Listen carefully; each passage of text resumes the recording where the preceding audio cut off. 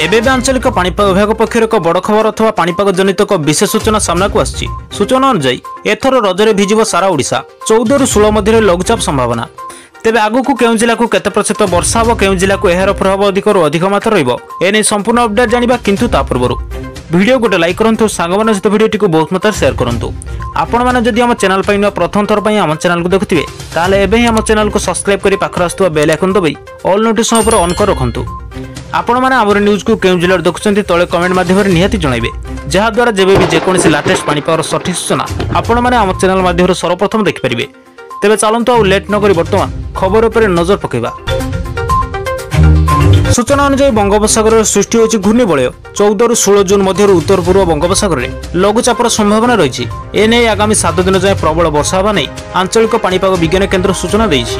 सेपटे आसंता काली स्नान पूर्णिमार मध्य ओडिशार उपकूल छुईला मौसुमी। तेबे आसंता 7 दिन पर्यंत वर्षा लागि रही पारे बोली आंचलिक पाणीपाग विभाग सूचना देइछि। किछि समय कालबैशाखी जोगु घड़घड़ी बिजुली और झड़ पवन सांगू वर्षा होगा नहीं अलर्ट जारी करिछि पाणीपाग केन्द्र। आसंता काली मध्य समस्त जिले में घड़घड़ी होगा नहीं येलो अलर्ट जारी करिछि पाणीपाग विभाग। 23 जिले में वर्षा येलो अलर्ट जारी कर 7 जिले में प्रबल वर्षा होगा नहीं अलर्ट जारी कर।